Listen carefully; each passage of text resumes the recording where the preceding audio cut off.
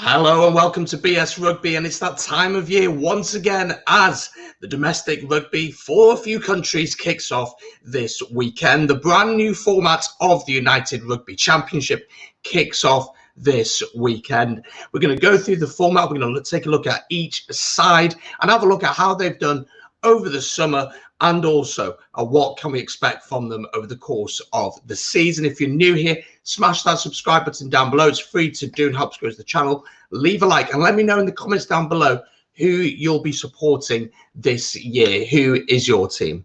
Without further ado, let's crack on and have a look at the format. So let's crack on with it then. Let's take a look at the format. So the competition, the championship, takes place between September and May, with teams split into 4 regional pools. So the Irish pool, the Welsh pool, the Scottish and the South African pool. The Italians will fit in with the Scottish teams, and the teams will also be in a single league table as well. Teams will play each other in their pools twice, so home and away, and each team from the other pools once, either home or away. This ensures that the Irish, South African and Welsh teams each play 6 derby matches, which is key for the league and key for attendances as well. For Italy and Scotland, their respective clubs will play their own nation sides only twice. So this creates an 18-match regular season before the playoffs. The playoffs will be made up of the top 8 teams and will consist of a straight knockout. Teams will be seeded 1 to 8, and the lowest seeded teams will receive home advantage. The final will be held in a pre-arranged venue. Let's kick off then with the Italian sides. Italy, first of all, Benetton starting, of course, and they stunned the world of rugby in June by pulling off a huge upset to win the Rainbow Cup, seeing off the Bulls in the final. Their coach, of course, is Marco Bortolami, with captains being Duart Duvange and Michel Lamar, and they, of course, play the Stadio di Monaco in Treviso. Of course, Bortolami is a new coach, added Paul Gustard to his team and Andrea Massi to his backroom team after Kieran Crowley, of course, stepped aside. Now, they have lost a couple of players in the likes of Jaden Haywood and Paolo Galbisi, but they have recruited well with the likes of Rhino Smith and Andreas Coetzee coming into the squad. Benetton will kick off their campaign against the Stormers on September 25th, and of course, tomorrow night there will be a predictions for the first weekend out on the channel, so make sure to subscribe for that. Let's jump up to Scotland then, and let's have a look at Edinburgh, who are in the same pool, of course, as the Italian sides. The coach is Mike Blair, the former Scotland scrum half, with captains being Stuart McInally and Grant Gilchrist, and of course they play at the home, well, close to the home of Scottish Rugby Moorfield, but they have their own brand new stadium, Edinburgh Rugby Stadium, up in Edinburgh. So, of course, Mike Blair's a new coach, a new stadium, new expectations maybe for this Edinburgh team, who last year didn't have the greatest of seasons. They've been very active in the transfer market. Again, the likes of James Lang, Henry Ilmerlin, Emiliano Boffelli, while youngsters such as Nathan Chamberlain and Ben Muncaster will be hoping to break through this season. They host Scarlets in their first game on the opening weekend, which is not an easy game. They also have a new coach, but we'll get to them very shortly. And I think the goal for Edinburgh this season surely has to be to get back into the top of European rugby. That's got to be the goal for them. I'm excited to see how they get on. Where do you think Edinburgh can get, Scotland fans? Let me know in the comments down below. Jumping across to their big city, right, their big national rivals, sorry, it is Glasgow Warriors, of course, champions a few years ago, but probably haven't seen the success that they'd have expected to build on over that time. The coach, of course, is Danny Wilson, the former Cardiff Blues head coach, with Fraser Brown and Ryan Wilson being the captains of the side. They, of course, play at Scotstoun in Glasgow. Glasgow performed pretty well in the Rainbow Cup after losing their opening fixture to eventual champions Benetton last time out. They won their remaining 4 matches, including back-to-back victories over Edinburgh, and capped off their campaign with a big win against Leinster, 15 points to 12. So although the season was a while ago, they come into this in decent form. Now, of course, the big news is Hastings. He's left. He's gone down to Gloucester, I believe it is. But Duncan Weir comes back in his place to replace him. Now, what that will mean for some of the youngsters in that position will be interesting to see. But he adds a valuable experience. I think he's underrated, in my opinion, especially from the boot. He previously represented them from 2010 to 2016, but he will also face stiff competition from the Argentinian international Domenico Miotti, who has come in, and of course academy product, who I'm really excited to see again, Ross Thompson, who has been fantastic. On the opening night, Glasgow head over to Ulster, but remember, there is a preview and a prediction video out tomorrow. Let's jump back then over to Italy and talk about the final Italian side. It is Zebra under Michael Bradley. Of course, with Giulio Bisenghi, the captain. They play at Stadio Sergio Lanfranchi in Parma, beautiful part of the world. Now, Zebra will be hoping to pick themselves up after a really poor Rainbow Cup campaign where they failed to win a single game and beaten twice by Benetton, the champions, of course, but also losing to Edinburgh, Cardiff, and Munster. Now, Zebra are an interesting one, aren't they? You feel like Benetton have built, and you know, although they didn't perform all too well a couple of years ago, their performances were much better than the actual results. But they have added a couple of interesting players, such as Aseli Tuivaki, of course, an Olympic Sevens player. New Zealanders Liam Mitchell and Tim O'Malley have come in. South African centre Eric Cronje has come in, and they'll be targeting a winning start, hopefully, against the Emirates Lions. It's going to be interesting to see what they can do. Talking about the Lions, let's move on to the South African sides. So let's kick off then with the South African sides. Now, big news for the Bulls is someone we're going to talk about in a second. Their coach, of course, is Jake White. Their captain currently is Dwayne Vermeulen, but he, after the November internationals, will be heading over to Ireland to join with Ulster. What a signing that is. Incredible. So they won't be with him, but they will be with him for maybe the first few games if he actually plays at all. It'd be interesting to see. Of course, the Rugby Championships are currently ongoing. But anyway, the Bulls will be out to avenge their Rainbow Cup defeat to Benetton as they begin life in the United Rugby Championships. A blockbuster opening fixture against Leinster, nonetheless. It's going to be really interesting to see where they're at. And Leinster are, you know, they're the top team really in this competition, aren't they? As well as topping the Rainbow Cup South Africa standings, the Bulls, the three-time Super Rugby champions, were winners of last year's Super Rugby Unlocked tournament and thumped the Cell Sea Sharks 44-10 in the Currie Cup final on Saturday. So they come into this on form, and that's a big thing. They've been playing pretty consistently, while the likes of the other sides in this competition, especially in the Northern Hemisphere, maybe played a few pre-season games, not had that much rugby, to be honest. It's going to be interesting to see. Ulster favourite Marcel Coetzee has joined with the side ahead of this competition. Mon Steyn is still there, who kicked the winning kick to break British and Irish hearts over the summer.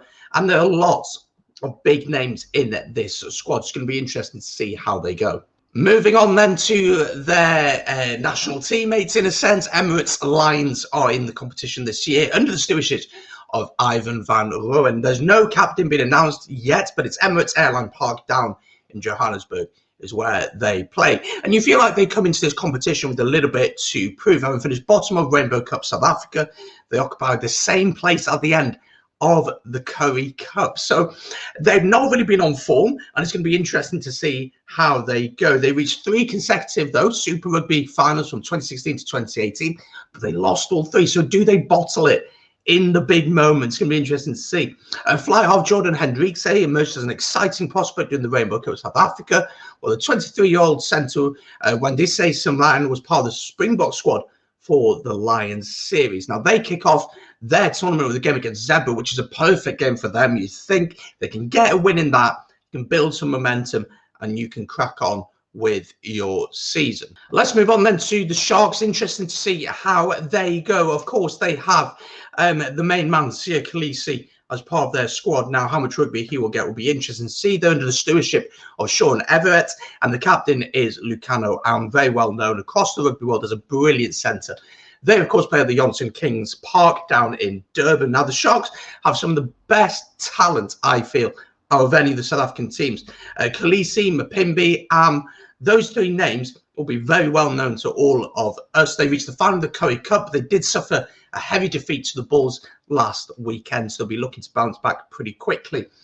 On top of all the stars that they've got so far, you look at the likes of Ben Tapuai, who'll come in, Ruan Peer, Tian Meyer, Bongi Mbonambi will come in as well. All of them have Pro 14 experience playing for the Cheetahs, which the Cheetahs did okay, I think. I think they did okay, but having that experience of playing in the pro footy, of playing against these teams where the style isn't ridiculously dissimilar, but even watching the Rugby Championship early on Saturday morning, you notice the difference, don't you? So it'll be interesting to see how they go this competition. Sea Sharks fans, let me know in the comments down below, what are you expecting this season?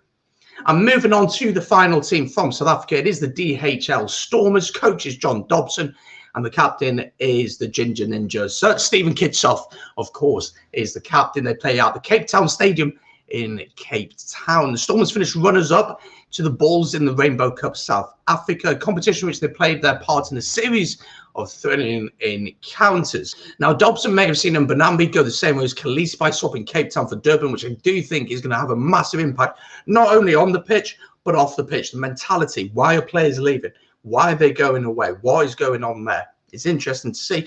But they have boasted their squad with the likes of Kitsoff and Damien Wilhelms coming into there, with Edwil van der Merwe. He was the top try scorer in the Rainbow Cup South Africa, also coming in. They'll be hoping to succeed where the Bulls failed last season when they travelled to Benetton on the opening weekend. So 2 South African teams heading to Italy for their first fixtures. So there we go. That's the South African and the Italian teams done. And, of course, the Scottish sides. Let's move on to the Welsh teams. Okay, then, let's move on to the Welsh sides. Let's talk about the Ospreys, first of all, my team. And last season, I thought we did pretty well under the stewardship of Toby Booth. It's going to be really interesting to see how we get on this season. The big news, I think, for Ospreys is the return of Gareth Anscombe. Man, he's been so unlucky with injuries, but he is going to be back, and he's played a couple of pre-season games, which is fantastic to see. A little bit ahead of schedule as well, which is fantastic to see from him. Hopefully he can work his way back into the Wales jersey. Of course, we play in the Welsh Shield, which is going to be interesting. It's a different kind of dynamic, which we explained in the format at the beginning of the video. Exciting players across the board. You look at how many Welsh internationals are in this team. We should really be competing at the top.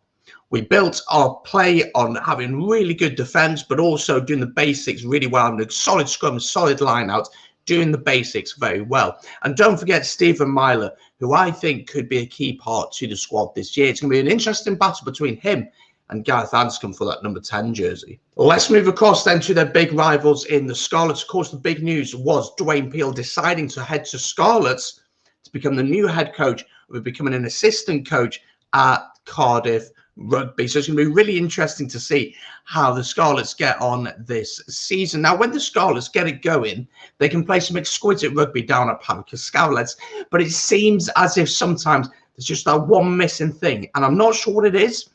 And maybe Dwayne Peel does know, but we'll have to wait and see. There's a lot of great youngsters coming through at the Scarlets. Calvin Tupolotu, one of them, absolute beast. He's going to be fantastic over the next few years for Wales, but also for the Scarlets. If the Scarlets can deliver that brand of rugby, which they're hoping to do, and hopefully, you know, Ulster played some similar kind of stuff to the Scarlets, where Dwayne Peel had so much time and experience, I think the Scarlets could do pretty well this year. Interesting to see how they get on this season. Let's head across then to the Dragons. The Dragons under Dean Ryan will be looking to build upon last season, where once again, like the Scarlets, felt like they were one thing away from making it click. It seems as if they've put the things in place to really help them build and progress, which you're hopefully going to see once again. I thought Jamie Roberts was a fantastic signing, adding not only experience on the pitch, but also off the pitch. And seeing the likes of some youngsters coming through has just been so fantastic to see. Of course, they've got a heck of amount of experience there, with the likes of Will Rowlands coming. You got Aaron Wainwright, you got Moriarty, you got Roderick Williams at scrum half. There's a lot of experience in that squad, which hopefully will be able to carry them over the line. Now, what I think they need to do is start strong. When they start strong, I think they'll be okay. But if they start slowly, I think it could be a tough old season for them, but I'm hopeful for the Dragons. I think Dean Ryan is the right man for the job. And finally, but certainly not least, it is the newly named Cardiff Rugby, formerly the Cardiff Blues, but changed to Cardiff Rugby. There's talks that the Dragons are thinking about that, but back to Cardiff Rugby under Di Young. Excited to see how they go this year. And I think this could be a huge year for Jared Evans. Rhys Priestland has come back to Wales and joined up with Cardiff Rugby. Does he straight away go into the team? Cardiff Rugby fans, let me know in the comments down below. Would you throw Rhys Priestland straight into the starting 15? Would you say, like, Jared, you're going to have to bide your time, Reece Priestland is here, or does Jared get the nod for you? I think he's a technically brilliant 10, but can he make it work? Recently named as new captain, Josh Turnbull will be the captain for the side for the new season, and I think he's a fantastic choice. He worked his way back into the Wales squad, which is fantastic to see. He got a few games over the summer. For Cardiff, I think they need to keep building, really, and I don't know what it is about Cardiff, but it hasn't worked for them over the last few years, really. I think there's a lot to be worked on, but I think they're building in the right direction. I think Reece Priestland, I would be surprised if Reece Priestland starts most games. I think Jared Evans will get the nod, but I think they can build upon what Ospreys maybe have done, having a solid foundation and then working from that. I think they'll be a solid side. But Dai Young knows the region well, and he knows how to get results. So interesting to see how he goes. So there we go. That's the Welsh sides. Last but not least, let's move on to the Irish teams. So let's kick off with the Pro 14 champions that were Leinster. They beat Munster in the final. And I think one big thing we have to talk about is Johnny Sexton. Now, when he didn't get picked for the Lions at all, there was some controversy maybe about it, but I think it would have done Johnny some good. I think him having that break would have made a massive difference for him. And when you look through that Leinster team, there's just quality across the park, but also young players coming through, such as Hugo Keenan coming through, starring on the international stage, but also starring in a blue shirt for Leinster down at the RDS. I think the expectation for this season is to do it again, win it again. They'll want to go better in Europe, having lost against La Rochelle, I believe it was, in the semi-finals, I want to say, last year. They'll want to go further in that competition. And I believe that, you look at their squad, man, they could put second team out and probably beat most teams in this competition. So squad rotation is going to be important for them if they want to fight on all fronts. But I'm excited to see how Leinster go this season. I think they will do very, very well. Let's move over then to Munster, runners-up in last year's Pro 14 competition. Of course, they've got a fantastic centre in Damien Diolande, who's been absolutely smashing it for South Africa in the Rugby Championship. But he won't be there for a while due to his commitments with the Springboks.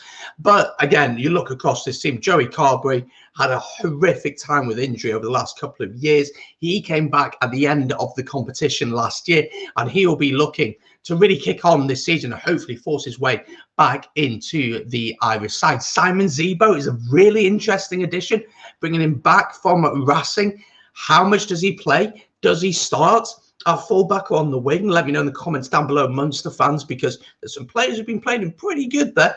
You look across the park, Keith Earls, heck of experience, really great player, massively rate him. So for Munster, I think they're in a pretty good place. They've got a mix of youngsters. They've got a mix of experience in that side.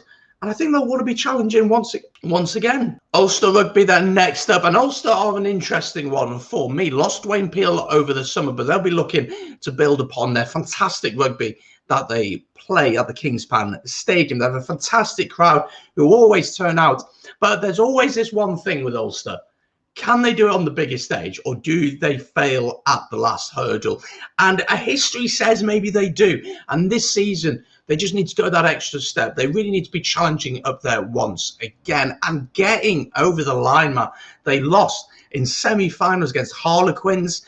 When Harlequins fielded a pretty weak side, if we're being totally honest, in the Challenge Cup, I believe it was. And in the Pro 14, they had that game against Leinster where if they'd have beat Leinster, they'd have probably been in the final. They just couldn't quite get it done. But this year, they'll be hoping to build on that. John Cooney is the main man. No denying how he's not playing for Ireland. I don't know, Irish fans. Let me know your thoughts on Cooney in the comments down below. He's a fantastic goal kicker. He spots an opportunity, and his leadership is brilliant. Losing Coetzee, though, is a really big blow for them, but gaining Dwayne Vermeulen when he comes in, he is world-class, one of the best in his position in the world. That is going to be a huge signing. I expect Ulster to be challenging once again. And finally, but certainly not least, to finish with Connacht in Galway. Really interesting to see how they're going to go this season. I mean, Bundy Aki is going to be back, which is massive for them after he was involved with the Lions. He's a real great player to get over the game line and set that platform to go and play. Now, Connacht notoriously is a pretty tough place to go and play, and I think they need to make that a fortress really for them this season. Make sure that when players come and when teams come to the sports ground, it's a tough day at the office. It's not easy at all. Use the elements to your advantage. What do I expect from Connacht? If I'm being totally honest, I think they will be the weaker of the Irish provinces. I just don't think they're quite at the level of the other three, but I still think they'll be around that mid-table kind of range, definitely qualifying for the Challenge Cup and maybe challenging for the Champions Cup. But there we go. There we go. We got through them all. Apologies if this video is a little bit long, but I hope you have enjoyed it. Make sure if you have to hit the subscribe button down below, leave a like on the video.